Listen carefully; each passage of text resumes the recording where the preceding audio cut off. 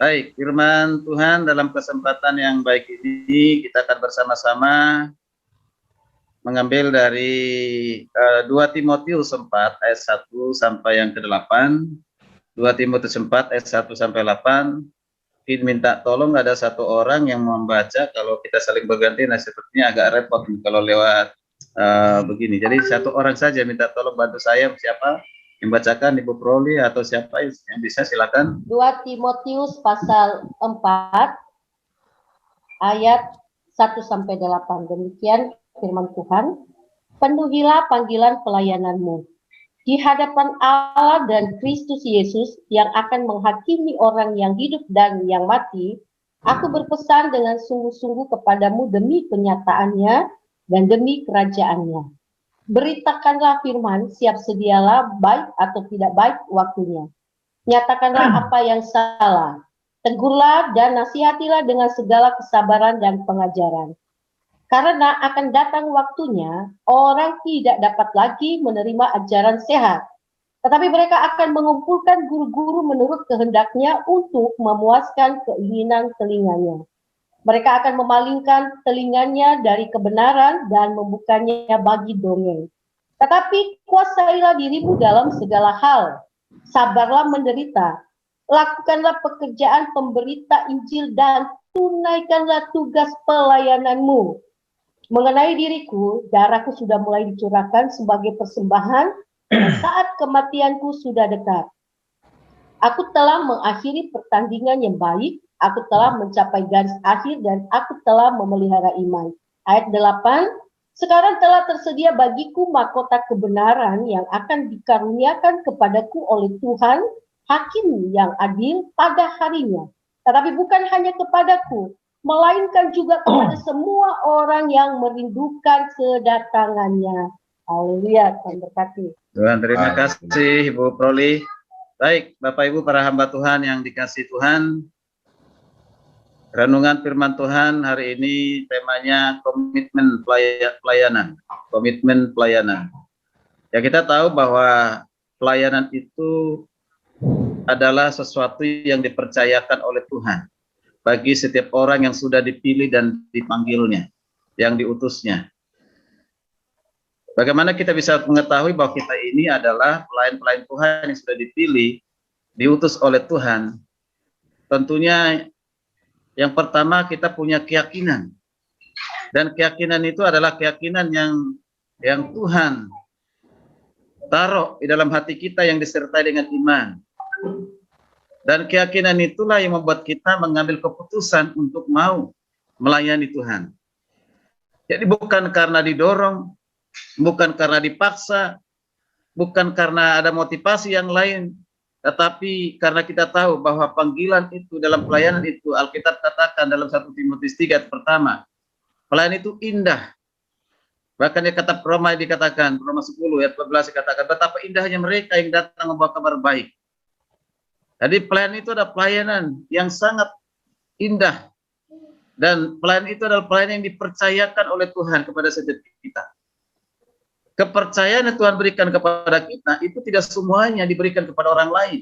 Hanya kepada yang sudah dipilih, yang sudah dipanggilnya. Dan kita punya keyakinan.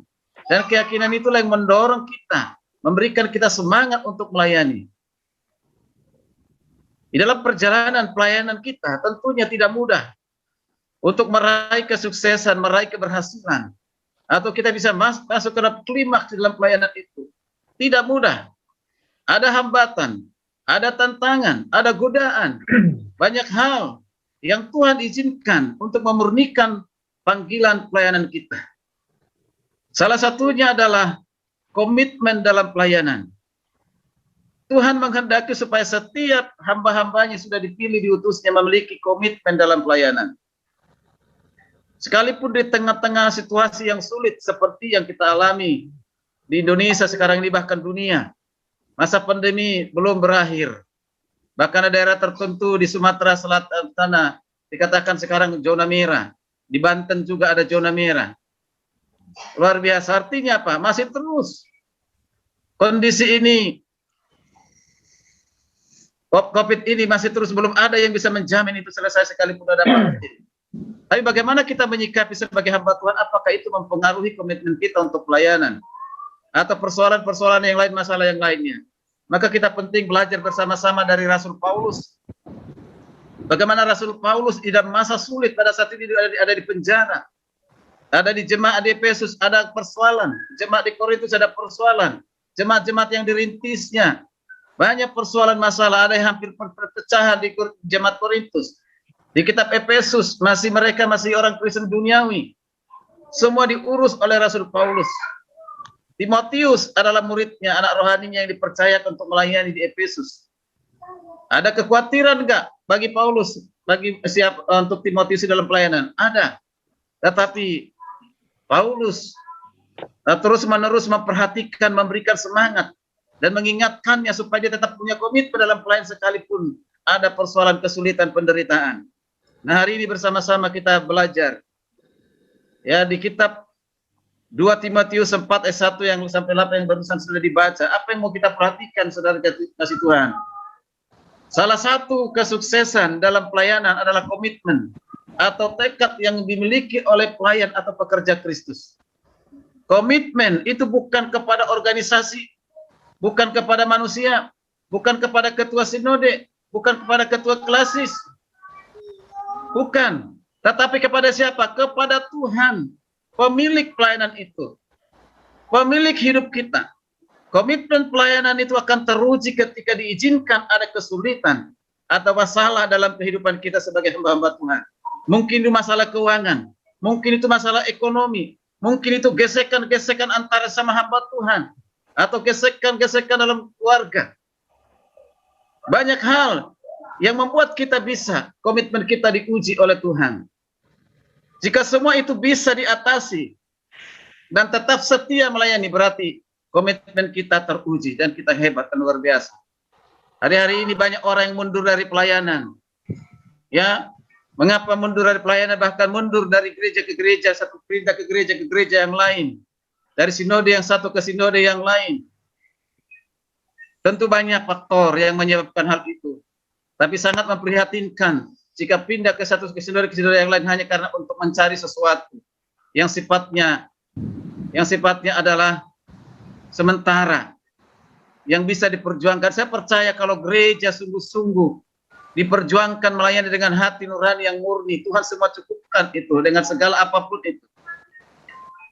Bapak Ibu dengan Tuhan, para hamba Tuhan yang luar biasa. Sebelum kita melihat mengapa Paulus berkomitmen dalam pelayanan, mengapa kita berkomitmen dalam pelayanan, kita perlu mengerti dulu apa itu arti dari komitmen. Kita perhatikan menurut Kamus Bahasa Indonesia, komitmen itu adalah tindakan untuk melakukan sesuatu. Ada suatu tindakan untuk melakukan sesuatu. Dengan kata lain, komitmen itu merupakan bentuk dedikasi atau kewajiban yang mengikat kepada orang lain, hal tertentu atau tindakan tertentu. Komitmen sendiri bisa dilakukan dengan cara sukarela, jadi bukan dengan paksaan.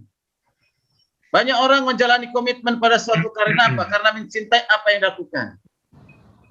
Bekerja, melayani, lakukan semua itu karena mencintainya, itulah komitmen. Selain itu, sebagian orang berkomitmen karena takut kehilangan ketika membuat ikatan tersebut. Maka dia berkomitmen, takut kehilangan, maka dia berkomitmen. Nah, kalau kita perhatikan, ada beberapa penulis buku mengatakan tentang komitmen itu. Griffin dikatakan, komitmen adalah suatu sikap yang menunjukkan sejauh mana seseorang mengetahui, mengenal, dan mau terikat terhadap organisasinya.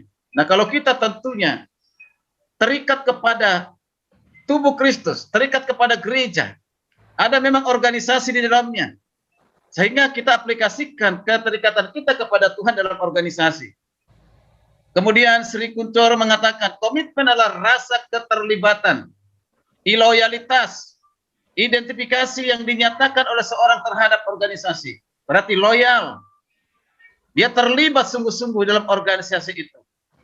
Lagi dikatakan Sterpot dan Porter mengatakan, komitmen adalah suatu keadaan di mana seseorang menjadi terikat oleh tindakannya sehingga memunculkan keyakinan yang menunjang aktivitas dan keterlibatan. Ini yang saya katakan tadi, ada suatu keyakinan bahwa kita sudah dipanggil, dipilih oleh Tuhan, dan keyakinan itulah menjadi modal dasar kita untuk melayani Tuhan dan berkomitmen untuk melayani Tuhan. Mari kita perhatikan surat Timotius yang barusan saja dibaca, itu surat Timotius kedua. Kitab Timotius kedua adalah surat yang dikirim oleh Paulus kepada anak rohaninya, yaitu namanya Timotius. Nah, jika kita perhatikan tadi yang sudah dibaca di ayat 6, jelas memberitahukan bahwa tidak berapa lama lagi setelah surat dikirim, Paulus akan mati syahid bagi Tuhan. Aku telah mengakhiri pertandingan dengan baik. Artinya dia sudah tahu detik-detik kematiannya. Karena pada saat itu dia akan dipenjara, tinggal menunggu eksekusi.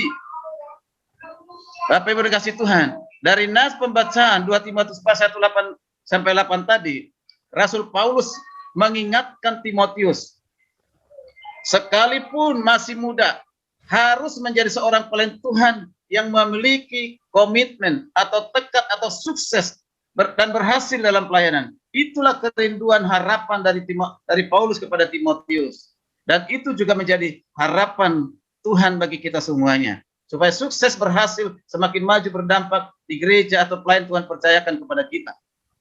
Ada banyak alasan bagi Timotius untuk gagal dalam pelayanan atau tidak berhasil dalam pelayanan. Pertama, ia masih muda. Asumsi kebanyakan orang pada saat itu adalah orang muda belum layak dan tidak kredibel untuk menjadi pemimpin rohani. Diragukan kemampuan orang-orang muda. Tapi kita percaya orang-orang muda bisa dipakai Tuhan dengan hasil luar biasa. Ada pendeta Kamarudin yang masih muda, belum menikah, ya, itu dipakai Tuhan dengan dahsyat yang luar biasa. Kedua, Timotius dikatakan mengidap sakit penyakit. Dia sakit, dia masih muda tapi udah punya namanya penyakit lambung, penyakit mah. Makanya Paulus pernah mengatakan supaya dia minum sedikit anggur. Sedikit anggur, ternyata anggur itu kalau sedikit bisa menyembuhkan sakit, tapi jangan banyak, akan memabukkan. Ya, Paulus katakan jangan mabuk dengan anggur, penuh dengan roh. Tapi kalau sedikit itu obat, ya, itu luar biasa.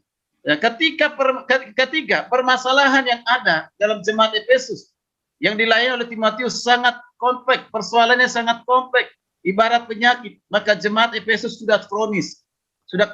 Artinya apa? Di sana ditegur oleh Rasul Paulus banyak sekali dosa-dosa, terutama diawali dengan dosa percabulan, dosa seksual. Ya, masih ada penyembahan berhala tapi mengaku percaya. Nah itu keadaan di jemaat yang dilayani oleh Timotius. Lalu keempat, pemimpin rohaninya. Rasul Paulus pada saat itu ada di penjara. Udah biasa bersama-sama dengan Paulus, tapi saat itu ada di penjara Rasul Paulus, bapak rohaninya. Siapa yang akan mengayominya? Siapa yang menasehatinya? Tapi Paulus dari penjara, di balik jeruji tetap, ya, peduli dengan Timotius. Mengapa? Karena peduli dengan jemaat. Jemaat itu harus bertumbuh, jemaat itu harus berkembang, jemaat itu harus dewasa. Maka harus melalui pelayan Tuhan, yaitu Timotius. Pastilah hal ini mengganggu dan menyerang mentalnya Timotius sebagai seorang pelayan Tuhan. Tapi kita bisa melihat, Timotius tetap dipakai Tuhan dengan luar biasa. Bapak Ibu, hamba Tuhan yang kasih Tuhan, di nas pembahasan kita, ada 3 hal yang diberitahukan Paulus kepada kita. Ada 3 hal penting bagi pelayanan. Kalau diperhatikan di ayat 1-4 tadi, itu adalah tugas pelayanan. Salah satu dalam ayat yang kedua itu baik tidak baik, dikatakan kita harus beritakan Injil, beritakan firman. Baik atau tidak baik waktunya, Injil harus diberitakan, firman Tuhan harus diberitakan dalam segala situasi kondisi. Lalu kita perhatikan di ayat yang ke-5 dan ke-6, ini adalah komitmen atau tekad untuk melayani Tuhan. Tekad atau komitmen pelayan Tuhan. Lalu di ayat yang ke-7-8, di sana Paulus menjelaskan nilai dan tujuan pelayanan. Nah, keberhasilan atau kesuksesan melayani Tuhan bukan didukung ataupun karena faktor usia, bukan karena talenta, bukan karena pastor tubuh. Ya, bersyukur Pak Paulus tubuhnya besar dan ketika berjalan orang melihat, wah luar biasa. Ya, mungkin banyak orang jatuh hati karena apa? Pastor tubuhnya besar, tegap gitu ya. Nah, puji Tuhan. Ya, lagi ditahu lagi hamba Tuhan kan gitu. Ya, itu kita bersyukur, ya bersyukur. Gelar akademis yang dimiliki, tetapi sejauh mana komitmen atau tekad pelayan itu yang penting. Ya, gelar akademis penting nggak? Penting. Selama kita di dunia ini penting. Sehat tubuh besar, penting nggak? Penting. Semuanya penting. Tapi bukan itu yang terpenting. Yang penting itu, yang terpenting itu, yang utama adalah komitmen kita dalam pelayanan kepada Tuhan. Kemudian kalau kita perhatikan lagi di ayat 6, sangat jelas terlihat bahwa walaupun Paulus tahu ia akan mati, tetapi komitmen dan kesetiaannya tetap membara, tetap tidak luntur, dia tetap semangat, luar biasa, sekalipun menunggu bentar lagi akan dieksekusi. Nah, sebagaimana kita ketahui sejak Paulus menerima Tuhan Yesus sebagai juru selamat, ia begitu rajinnya melayani Tuhan, sehingga dari tangannya banyak jemaat didirikan, baik di Asia Kecil maupun di Eropa. Luar biasa. Jemaat Efesus, jemaat Korintus, jemaat Filipi, jemaat Tesalonika, jemaat Roma. Ini semua dirintis oleh Paulus dan dibantu oleh timnya, orang-orang bersama dengan dia. Dan kita percaya, Jawa, Sumatera bisa disaturasikan dengan Injil. Kalau hari ini jemaat Kingmi di Jawa Sumatera ini dan sekitarnya ini masih sedikit, mungkin 7. Tahun ini 7 kali 7. Amin. Bahkan lebih dari 7 kali 7. Amin. Akan lahir gereja-gereja lokal di Sumatera. Amin. Amin. Ini tergantung kepada siapa? Tergantung kepada komitmen kita dalam melayani. Amin. Ya, komitmen kita terutama yang ada di Klasis ini. Saya percaya di tangan hamba-hamba Tuhan yang sekarang sudah bergabung dalam Klasis akan dipakai Tuhan dengan dahsyat luar biasa. Kuncinya ada komitmen. Mari kita perhatikan penderitaan dan pelayanan Paulus. Dia mengalami penderitaan yang hebat, yang dahsyat luar biasa. Kita belum tentu pernah mengalami penderitaan seperti itu, atau mungkin nanti akan mengalami penderitaan seperti itu. Minta tolong Pak Paulus bisa baca 2 Korintus 11 ayat 24-28. Silakan kita perhatikan penderitaan yang dialami oleh Rasul Paulus ketika dia sudah mengambil keputusan melayani Tuhan. Silakan.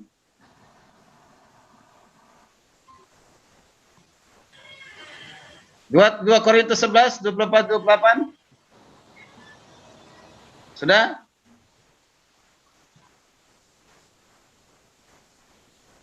Siapa yang sudah dapat? Ya, oke, ya, silakan. 2 Korintus 11 ayat 24 ya Pak. Ya. 24 dan 28. 5 kali aku disesah orang Yahudi. Setiap kali 40 kurang 1 pukulan.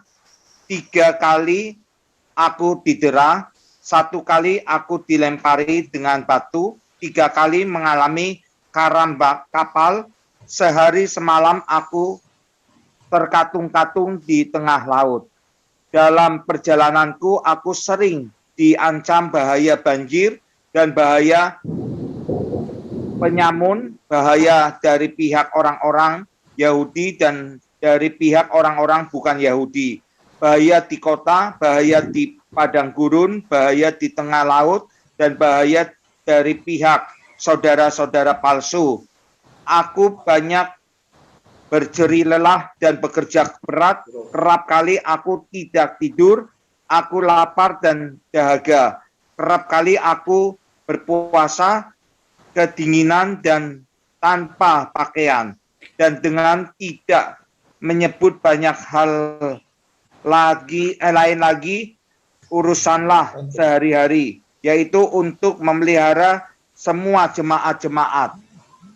Ya, dari Korintus 11, 2 Korintus 11 ayat 24-28 kita bisa melihat penderitaan yang dialami oleh Rasul Paulus itu luar biasa. Luar biasa. Coba kita bandingkan dengan penderitaan yang kita alami, apakah ada seperti itu? Demi untuk dikatakan memelihara semua jemaat, dia harus mengalami banyak penderitaan. Walaupun Paulus mengalami penderitaan yang demikian hebatnya, dahsyatnya luar biasa, tetapi komitmen yang diwujudkan dalam bentuk kesetiaan terhadap Kristus tidak pernah berubah dan tidak pernah luntur. Setia untuk selamanya. Mengapa? Mengapa Paulus dapat menjaga komitmennya? Tentu ada alasannya mengapa dia menjaga komitmen dalam pelayanan. Yang pertama, kalau perhatikan 1 Korintus 15 ayat 10. Yang pertama adalah menyadari anugerah Tuhan. Menyadari anugerah Tuhan. Paulus menceritakan tentang anugerah Tuhan. Ia sebenarnya orang yang paling hina dari semua rasul. Karena ia pernah dengan kejamnya menghina jemaat Tuhan. Paulus pernah menjadi provokator sehingga terjadi peristiwa eksekusi Stefanus dengan cara dilempar batu sampai mati. Adalah pemuda yang bernama siapa namanya? Saulus yang menjadi nama Paulus. Apabila kita melihat Saulus atau Paulus yang demikian jahat dan kejamnya, bukan saja tidak dihukum, tetapi diselamatkan, dipilih oleh Tuhan, dipakai oleh Tuhan menjadi alatnya, menjadi hambanya. Nah, ini sungguh mengherankan, orang jahat, penganiaya, pembunuh, dipanggil oleh Tuhan, dipilih oleh Tuhan. Mengapa demikian? Luar biasa. Jawabannya kita perhatikan di sini. Jawaban dalam 1 Korintus 15:10 berkata, tetapi karena kasih karunia Allah, aku ada sebagaimana aku ada sekarang. Dan kasih karunia yang dikanugerahkannya kepadaku tidak sia-sia. Sebaliknya aku telah bekerja lebih keras daripada mereka semua. Tetapi bukannya aku, melainkan karena karunia Allah yang menyertai aku. Paulus sadar dia orang yang paling hina, pembunuh, penganiaya jemaat. Tetapi mengapa dia dipanggil? Karena dia sadar itu karena anugerah Tuhan, itu karena kasih karunia Tuhan. Karena kasih karunia Tuhan inilah yang mendorong dia untuk melayani. Karena anugerah Tuhan inilah yang membuat dia untuk melayani. Bagi kita semua yang sudah dipanggil oleh Tuhan, termasuk saya sadar sampai hari ini, saya mau dipanggil oleh Tuhan, mau dalam melayani Tuhan, bukan karena saya hebat, bukan karena saya ini sudah memiliki gelar sarjana, teologi, S2, S3, tidak. Tapi saya melihat itu karena apa? Karena kasih karunia Tuhan, karena anugerah Tuhan. Jadi komitmen kita melayani, tekad kita untuk melayani, yang pertama, ingat, pelayanan itu, menjadi pelayanan Tuhan itu, menjadi hamba Tuhan itu, hanya karena anugerah Tuhan. Itu kekuatan kita yang utama. Bukan karena kita layak, tetapi karena dilayakkan oleh Tuhan. Karena kasih karunia-Nya. Mari kita hargai kasih karunia itu dengan apa? Berkomitmen dalam pelayanan. Yang kedua, kalau kita perhatikan di 2 Timotius 4 ayat 1 yang sudah dibaca tadi. Hal yang terpenting, bagaimana supaya kita berkomitmen dalam pelayanan? Menyadari, melayani adalah kesempatan. Menyadari adalah kesempatan. Perhatikan ungkapan kalimat yang mengatakan, di hadapan Allah Bapa, di hadapan Yesus Kristus, aku berpesan dengan sungguh-sungguh. Saya nggak menarik dengan ungkapan, aku berpesan dengan sungguh-sungguh. Berarti serius. Ini suatu kesempatan. Kalau Paulus mengatakan kepada Timotius, hei Timotius, ini kesempatan. Karena itu sungguh-sungguh pergunakan waktu ini, kesempatan ini. Tidak akan pernah terulang. Jadi kesempatan dalam pelayanan itu, saudara kasih Tuhan. Hari ini Tuhan berikan kepada kita. Esok Tuhan berikan kepada kita. Paulus menyatakan hal ini penting dan serius. Seperti kita mencetuskan satu sumpah. Ya, sumpah seperti kita menyatakan janji nikah. Ketika seseorang pasangan menikah, ada janjinya dihadap kepada Tuhan melalui hamba Tuhan. Yang akan dia katakan bahwa mereka akan bersatu untuk selamanya. Tidak akan pernah diceraikan. Ya, satu di dalam kasih, satu dalam ikatan kasih, baik dalam keadaan duka maupun dalam suka, dalam keadaan miskin, kaya, dalam keadaan sehat dan sakit, dalam segala keadaan mereka tetap bersatu untuk saling mencintai. Itu mereka ungkapkan di hadapan Tuhan melalui hamba Tuhan. Dan tentu janji seperti itu janji kita juga kepada Tuhan. Bahwa kita sudah menyerahkan diri untuk melayani Tuhan, maka kita berjanji akan setia sampai mati. Karena apa? Ada kesempatan yang Tuhan berikan. Tidak tahu 2 tahun, 3 tahun ke depan, apakah kita masih ada kesempatan untuk melayani. Jangankan 2 tahun, 3 tahun ke depan. Esok hari, apakah masih ada kesempatan? Kalau masih ada kesempatan,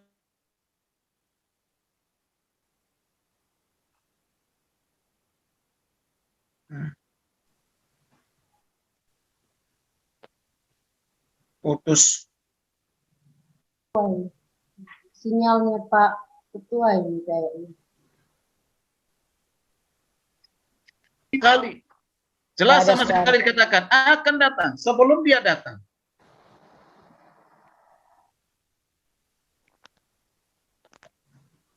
Bapak Ibu yang dikasih Tuhan, mari kita perhatikan bersama-sama.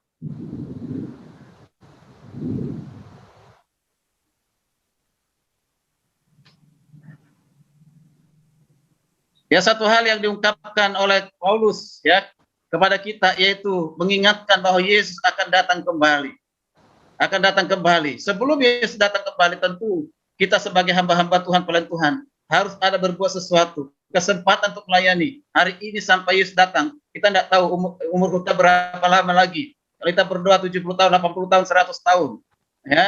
Tapi sekarang ini kita ini adalah masih muda, berarti usia-usia potensi, usia-usia masih banyak kesempatan. Ya. Baik, jangan kita banyak tertidur. Kegiatan-kegiatan yang tidak jelas. Harus kita gunakan kesempatan itu dengan manajemen hidup, manajemen pribadi, manajemen pelayanan. Hari ini apa yang harus dilakukan, esok apa yang harus dilakukan, tahun depan apa yang harus dilakukan, supaya kita terhindar menggunakan waktu itu dengan sia-sia. Kita harus ikuti program, harus buat program, ikut program. Masih ada kesempatan. Program yang benar-benar akan berdampak ke depan. Kita harus kerjakan, kita harus lakukan sesuai dengan apa yang bisa kita jangkau.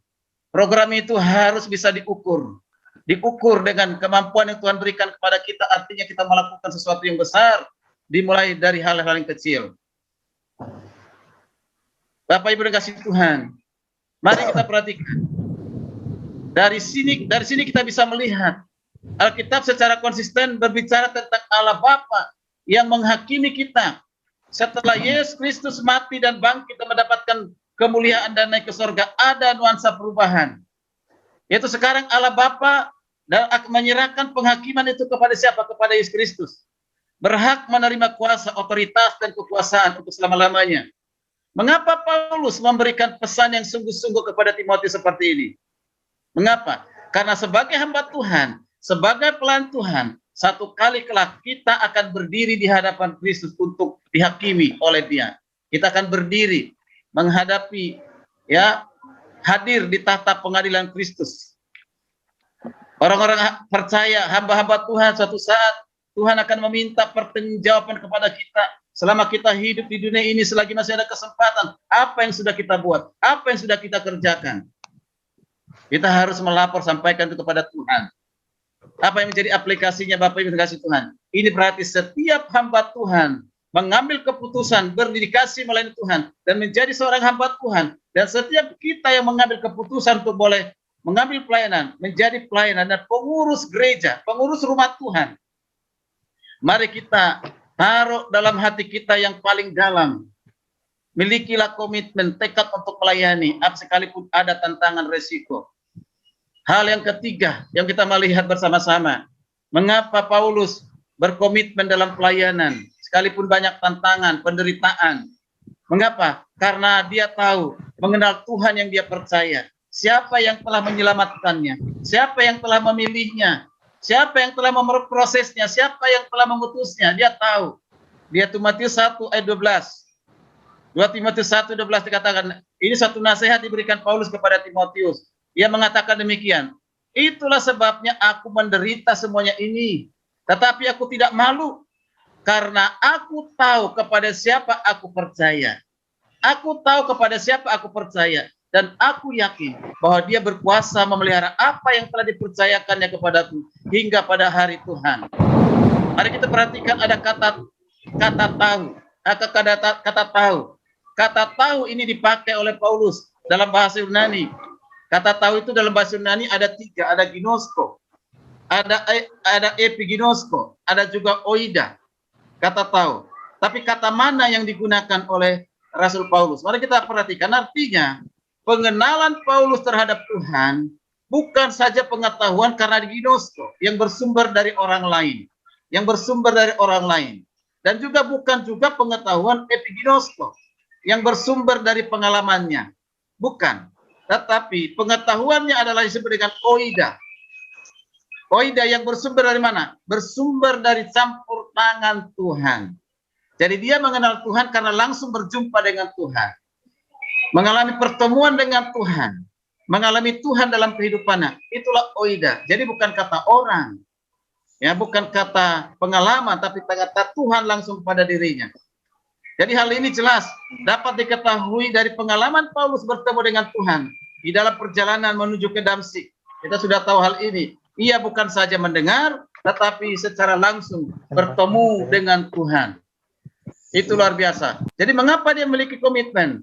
Karena dia mengenal siapa yang dia percaya, yaitu Tuhan Yesus yang telah memilih mengutusnya. Lalu yang terakhir, mengapa Paulus berkomitmen sekalipun ada penderitaan yang hebat yang dialami? Yang keempat itu adalah mengetahui nilai dari suatu pelayanan, mengetahui apa tujuannya untuk pelayanan. Dia paham betul inilah yang mendorong semangatnya. Tidak pernah luntur semangat dalam pelayanan karena dia tahu apa nilai suatu pelayanan itu. Di ayat yang terakhir, di ayat yang 8 berkata, ia menyebutkan bahwa pada akhir dari semuanya ini, ia mengetahui ada sebuah mahkota yang dipersiapkan baginya. Ada mahkota yang dipersiapkan oleh Tuhan. Bagi setiap para hamba Tuhan yang setia dalam pelayanan, bertekad dalam pelayanan, komitmen dalam pelayanan, loyalitas dalam pelayanan. Tuhan sediakan mahkota bagi kita. Amin. Jangan sampai kita nanti sudah menghadap Tuhan, menghadap tahta pengadilan, selesai diadili, ada iri satu sama lain. Ya, ketua klasis punya mahkota di kepalanya, lalu Pak Paulus botak, tidak ada mahkota. Jangan, hati-hati. Mengapa demikian? Ya karena ada yang dikerjakan di dunia ini. Kalau kita ada kerjakan di dunia ini, ya botaklah kepala kita tanpa mahkota. Tapi percaya, setiap kita yang melayani Tuhan sungguh-sungguh, siapapun kita yang ada di Kingmi ini, Tuhan siapkan mahkota bagi kita, bukan hanya untuk Paulus. Amin. Amin. Artinya Paulus mengetahui nilai pelayanan itu bersifat kekal. Ini yang dia, inilah satu pelayanan yang kita kerjakan ke depan itu bersifat kekal. Karena itu mari kita lakukan dengan serius, mari kita lakukan dengan sungguh-sungguh. Ya, kita berencana, rencanakan dengan baik. Ketika direncanakan, dilakukan dengan baik, evaluasi. Ketika ada konflik, ketika ada masalah, jangan dibiarkan berlarut-larut. Kita selesaikan. Selesaikan konflik secara alkitabiah. Karena banyak sekali gereja, sinode, pelayanan Tuhan itu bisa pecah. Hanya karena apa? Ego masing-masing yang lebih ditonjolkan. Perasaan masing-masing yang ditonjolkan. Bukan lagi kepentingan pribadi. Rasa aman pribadi yang lebih dipertimbangkan. Bukan lagi kepentingan bersama. Tuhan Yesus, apapun dikerjakan dilakukan. Paulus, apapun dikerjakan dilakukan selalu untuk orang lain. Kadang-kala tidak memikirkan dirinya sendiri. Terima kasih Tuhan. Bapak Ibu kasih Tuhan. Mari kita perhatikan. Segala apa yang ada di dunia ini kita perhatikan. Termasuk kekayaan, uang, harta, rumah, kenikmatan lainnya. Semua itu semu. Dengan sekejap mata ketika kita sudah tutup mata alias mati, meninggal. Itu semua kita tinggalkan saudara Tuhan. Menjadi kosong. Seperti apa dikatakan oleh Ayub. Tidak heran dikatakan begini. Dengan telanjang aku keluar dari kandungan ibuku. Dengan telanjang juga aku akan kembali ke dalamnya Tuhan. Tuhan yang memberi. Tuhan yang memberi, Tuhan yang mengambil. Terpujilah nama Tuhan. Ini luar biasa. Ini adalah tingkat kedewasaan dari hamba Tuhan seperti Ayub ini. Jarang orang mengatakan seperti itu. Tuhan yang memberi, Tuhan yang mengambil. Terpujilah nama Tuhan. Artinya segala sesuatu yang kita miliki di dunia ini boleh kita nikmati hari ini. Tapi ketika kita sudah tinggalkan, itu kosong semua kita akan pernah bawa. Tapi yang kita bawa apa? Adalah pelayanan, pekerjaan yang sudah kita kerjakan, memiliki nilai kekal, membawa jiwa-jiwa kepada Kristus. Merintis, memulai pelayanan dengan berkorban, korban waktu, korban tenaga, korban uang, semua kita bisa korbankan demi untuk pelayanan. Pekerjaan yang paling berharga dan paling bernilai selama hidup di dunia ini, tidak ada yang lain selain pada melayani Tuhan. Amin. Amin. Karena itu bukan saja bernilai selama hidup kita di dunia ini, bukan, tetapi juga setelah kita meninggalkan dunia ini, memiliki nilai yang kekal. Di ayat terakhir kita baca bersama-sama dalam 1 Korintus 15:58, ini suatu peringatan kepada kita, mengingatkan kita supaya kita kuat dalam pelayanan. Mari kita baca bersama-sama menjadi ayat penutup 1 Korintus 15:58. Sama-sama 2-3 ya. Karena itu saudara-saudaraku yang kekasih, berdirilah teguh, jangan goyah, dan giatlah selalu dalam pekerjaan Tuhan. Sebab kamu tahu bahwa dalam persekutuan dengan Tuhan, jerih payahmu tidak sia-sia. Amin. Berdirilah teguh, jangan goyah. Oleh karena persoalan masalah apapun, giatlah selalu dalam pekerjaan Tuhan. Amin. Jangan goyah hanya dengan persoalan intern kita. Ya kan, ada persoalan yang besar yang Tuhan izinkan di luar sana. Ya, jangan goyah. Tetap lakukan pekerjaan Tuhan. Paulus bukan hanya Paulus mengingatkan kita, Yohanes juga mengatakan begini. Ya, berbahagialah orang-orang yang mati dalam Tuhan. Kita siap mati dalam Tuhan? Amin. Ya, sejak sekarang ini sungguh kata Roh supaya mereka beroleh beristirahat dan jerilah mereka karena segala perbuatan mereka menyertai mereka. Puji Tuhan, siap mati karena Kristus, karena Amin. pelayanan. Amin. Banyak orang di dunia ini karena cita-citanya berjuang mati-matian, karena cita-citanya. Ada pula karena kebutuhan materi bekerja mati-matian siang dan malam, yang semuanya itu bersifat sementara. Apalagi untuk yang kekal, seharusnya kita lebih mati-matian lagi bekerja keras. Seperti Paulus katakan bekerja keras, luar biasa. Suatu kali mengikut Tuhan, mengikutinya selama-lamanya. Satu kali berkomitmen oleh Tuhan selama-lamanya kita untuk melayani Tuhan. Jangan pernah undur dari pelayanan dengan alasan apapun. Jangan pernah undur. Tetap semangat, jangan pernah luntur dalam pelayanan. Hari ini kita sudah menyerahkan diri dalam pelayanan di Kingmi, maka kita harus berkomitmen untuk melayani sampai akhir hidup kita. Itulah yang kita dalam kehidupan kita. Roma 14 ayat 9 sebagai ayat penutup dikatakan, sebab jika aku hidup, kita hidup untuk Tuhan. Jika kita mati untuk Tuhan. Jika baik hidup ataupun mati, kita adalah milik Tuhan. Mari kita ubah kata kita itu nama kita masing-masing. Ya. Jadi dari situ jika Adolf hidup untuk Tuhan dan seterusnya. Mari bersama-sama setelah itu kita selesaikan renungan firman Tuhan ini. Mari bersama-sama kita baca ayat penutup 2-3 ya. Sebab jika hidup untuk Tuhan, dan jika mati baik hidup atau mati adalah milik. Jadi baik hidup atau mati adalah milik Tuhan. Puji Tuhan. Amin.